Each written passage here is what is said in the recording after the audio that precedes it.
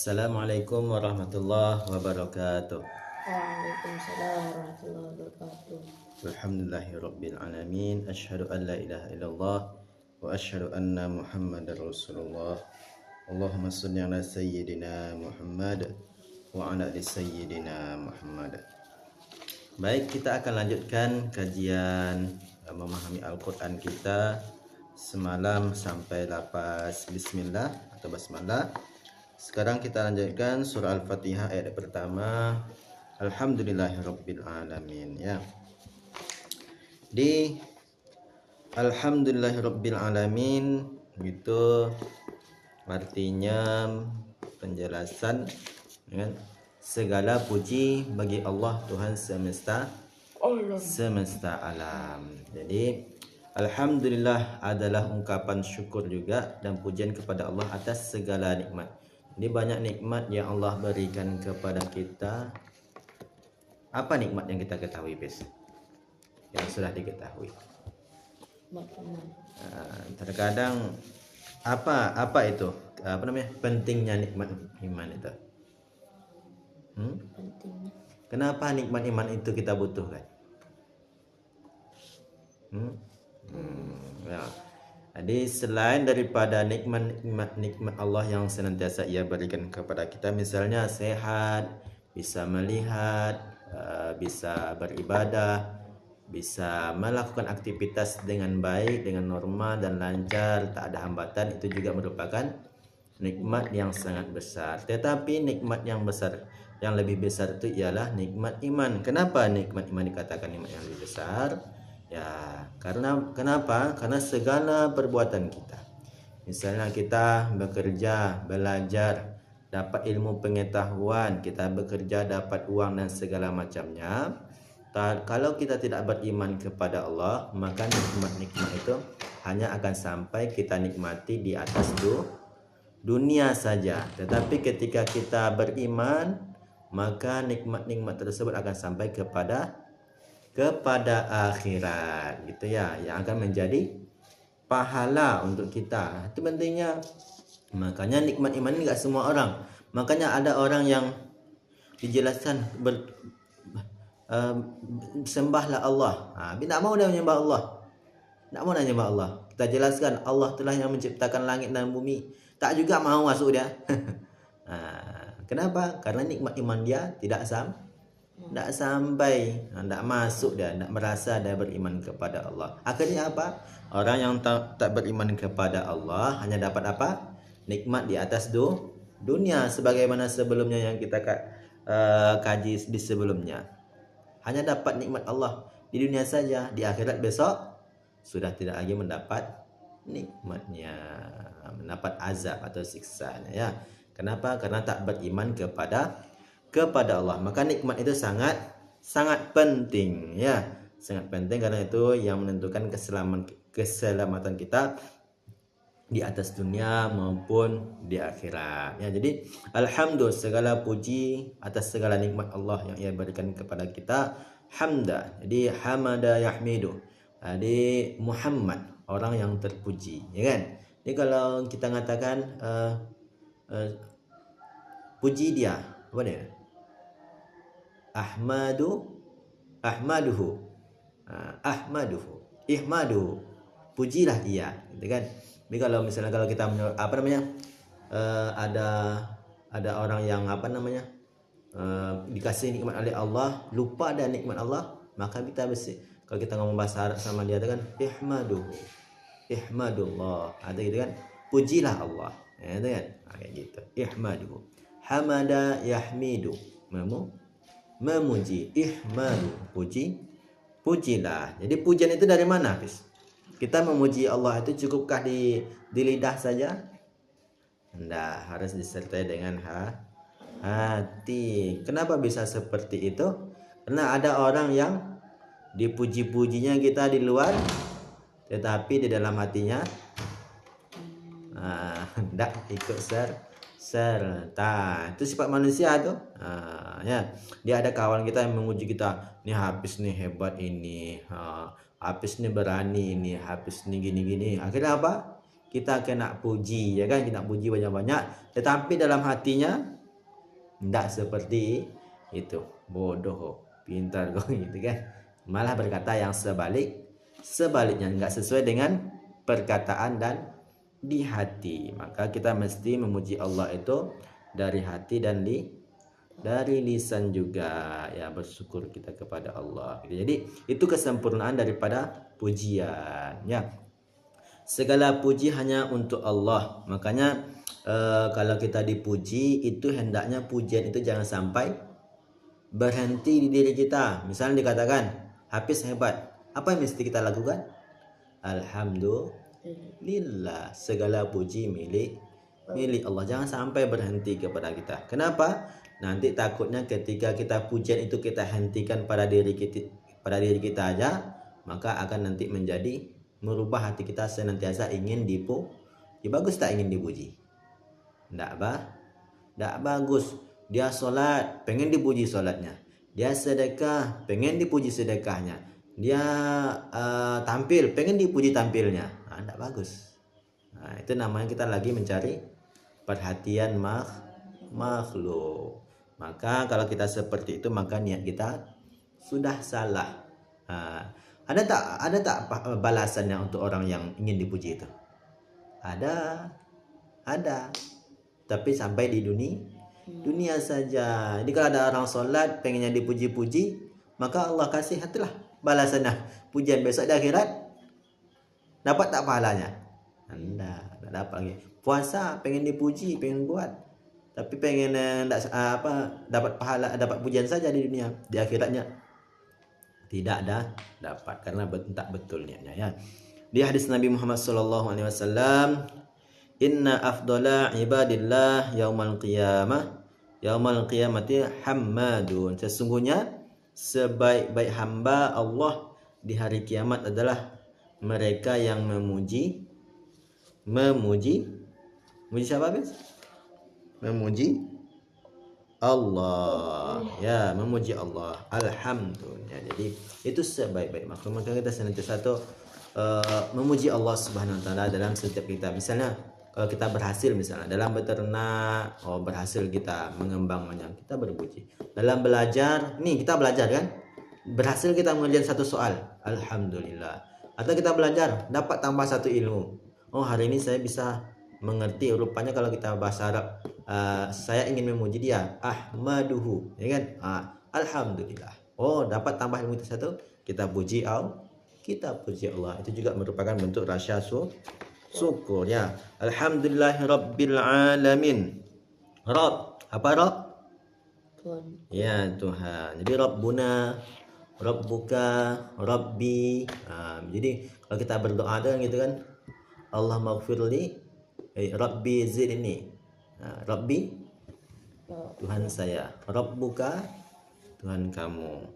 Rabbuhu, Tuhan kalian. Rabbuhu, Tuhan dia. Jadi kalau biasanya kita menggunakan misalnya Rabbuhu nabiyuna Muhammadin sallallahu alaihi wasallam. Siapa? Rabbuhu, Tuhannya nabiyuna, nabi kami Muhammad sallallahu alaihi wasallam. Tuhannya nabi kami Muhammad sallallahu alaihi wasallam. Wallah, dialah Allah. Rabbuhu nabiyuna Musa alaihi salam. Tuhannya nabi kita Musa. Siapa? Allah. Jadi Rabbuhu nabiyullah Adam. Tuhannya Nabi Adam. Siapa? Allah juga, ya. Jadi seluruh nabi-nabi itu bertuhankan kepada Allah. Ya, Tuhan yang kepada Allah. Jadi itu bahasa Arab. Jadi Rabbul Alamin. Alamin apa artinya? Mencakup semua makhluk. Jadi kalau kita dalam hati kita, apakah Allah itu hanya Tuhan untuk manusia? Nah, tapi Tuhan seluruh makhluk. Seluruh makhluk, baik di dunia maupun di akhir, termasuk jin dan malaikat dan makhluk-makhluk lainnya. Makanya heran apa namanya ketika Nabi Musa yang didakwahi siapa? Fir'aun, ya kan? Apa kata Fir'aun? Ana rabbukumul Allah. a'la. Allah. Ana apa artinya? Ana. Tak. Ana saya. Rabbukumul Ya Rabb. Tuhan. Ya, kum kalian. Tuhan kalian. Ana rabbukumul a'la. Saya Tuhan kalian semua katanya kan. Jadi memang di zaman Nabi Firaun itu memang banyak orang Tuhan. Tetapi Firaun ngaku dia Tuhan yang paling tinggi di antara Tuhan-Tuhan yang lain tuh. Sayalah yang paling tinggi katanya kan. Kenapa bisa seperti itu?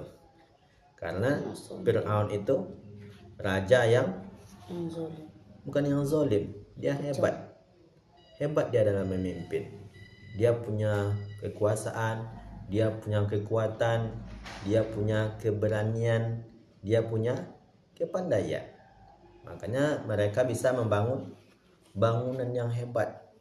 Banyak bangunan yang ditinggalkan Fir'aun itu sampai sekarang masih ada.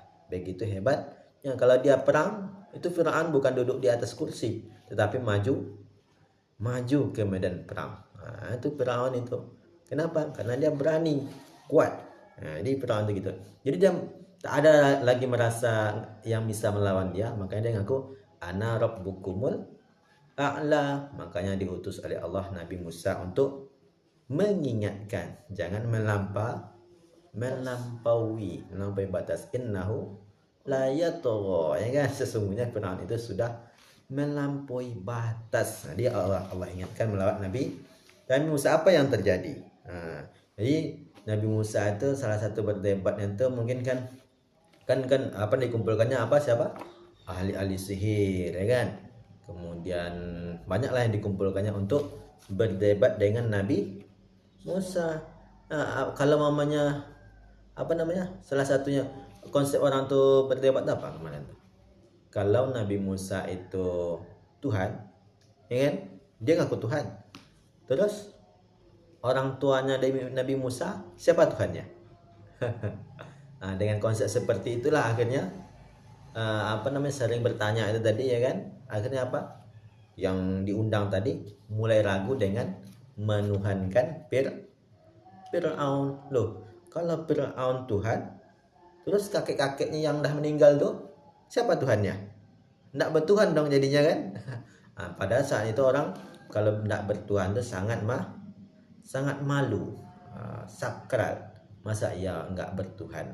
Malah ada orang yang mengaku tuh ya. Jadi kalau Nabi Musa Fir'aun Tuhan, terus kakek-kakek tadi siapa? Akhirnya orang nggak mau ngaku Fir'aun tuh Tuhan. Makanya marah kali Fir'aun, ya kan? Ya nah. Jadi gitu ya. Jadi Rabbul Alamin, Allah itu Tuhan seluruh makhluk, baik jin dan manusia maupun besok sampai di akhirat di alam barzah. Allah itu tetap Tuhan. Inna rabbukumullah allazi khalaqas samawati wal ard sittati ayyam summa stawa 'alal arsy yudabbirul amra. Sesungguhnya Tuhan kalian adalah Allah yang menciptakan langit dan bumi dalam 6 hari. Lalu dia bersemayam di atas arsy. Dia mengatur segala urusan. Jadi kalau ditanya aina Allah, kata orang kan, di mana itu Allah? Soalnya juga alal arsy. Apakah Allah selalu berada di atas arsy? Tidak. Mana kita tahu? Allah itu maha berkehendak. Ya, maha mengatur segala urusan. Kalau dia di atas arsy, ya di atas arsy. Kalau dia berada di segala satu, ya itu kehendak dia. Dia maha kuasa, tidak sama dengan kita. Dan Allah itu tidak membutuhkan tempat, tidak sama dengan kita. Kita kalau keluar, misalnya tempat kita di atas darat, ikan di mana? Dalam air. Berarti kita bisa tidak hidup kita di atas di dalam air? Tidak bisa. Artinya apa? Kita membutuhkan tempat hidup yang sesuai. Kalau Allah itu tidak sama dengan kita. Nah, ya, jadi kalau kita nih hidup kita di sini, kalau kita misalnya pergi keluar bumi, bisa nggak kita hidup? Nggak bisa. Nah, gitu ya. Jadi Allah itu nggak sama dengan kita, nggak sama dengan makhluk ciptaannya, ya. Jadi kalau ada orang mendapat, apakah Allah itu selalu di atas ars? Manalah kita tahu. Nah, kalau berdasarkan ayat ini, ya memang Allah bersemayam di atas ars. Tapi apakah Allah itu senantiasa di ars? Nggak tahu kita. Itu Allah maha berkehendak, ya. Kemudian, jadi apa keutamaan membaca alhamdulillah ini? Sebagai bentuk syukur kepada Allah. Afdal zikri la ilaha illallah wa afdalud du'a alhamdulillah. Jadi maka kalau kita berdoa tuh mengucap hamdalah, memuji Allah itu wajib setiap kita berdoa, ya. Zikir yang paling utama adalah la ilaha illallah, dan doa yang paling utama adalah alhamdulillah. Hadis Nabi, man an'ama Allah ala 'abdi ni'mah faqala alhamdulillah illa kana alladhi a'tahu afdalu mimma akhaza. Tidaklah Allah an'ama Allah, tidaklah Allah memberi suatu nikmat ala 'abdi. Abdi apa artinya? Abdul, hamba, ala di atas. Jadi ala itu boleh datang kepada. Tidaklah Allah memberi sesuatu kepada seorang hamba. Faqala alhamdulillah. Apa kemana faqala? Maka ia berkata alhamdulillah. Ya. Lalu ia mengucapkan alhamdulillah, kecuali apa yang ia ucapkan itu lebih baik daripada nikmat yang ia terima. Tahu maknanya? Allah kasih kita nikmat kesehatan, kemudian kita mengucapkan alhamdulillah. Maka mengucap alhamdulillah itu lebih baik daripada nikmat yang Allah berikan tadi. Itu lebih baik. Gitu ya maknanya, ya. Jadi makanya kita senantiasa mengucapkan alhamdulillah. Kenapa ada lagi? Terakhir, guys. Waqila alhamdulillahi rabbil alamin, dan dikatakan segala puji bagi Allah, Tuhan seluruh alam. Kesimpulan, alhamdulillah adalah pujian dan rasa syukur kepada Allah atas segala nikmat yang ia berikan. Rabbil alamin menunjukkan bahwa Allah Tuhan dan pengatur seluruh alam. Jadi tidak ada Tuhan selain daripada Allah. Yang mengatur alam ini hanyalah Allah. Membaca alhamdulillah memiliki banyak keutamaan, termasuk sebagai zikir terbaik, penghapus dosa, dan menjadi ucapan penghuni surga. Demikianlah belajar memahami Al-Quran kita pada subuh yang berbahagia ini. Mudah-mudahan ada manfaat untuk kita semua. Kita tutup dengan doa kafaratul majelis. Assalamualaikum warahmatullahi wabarakatuh. Waalaikumsalam warahmatullahi wabarakatuh.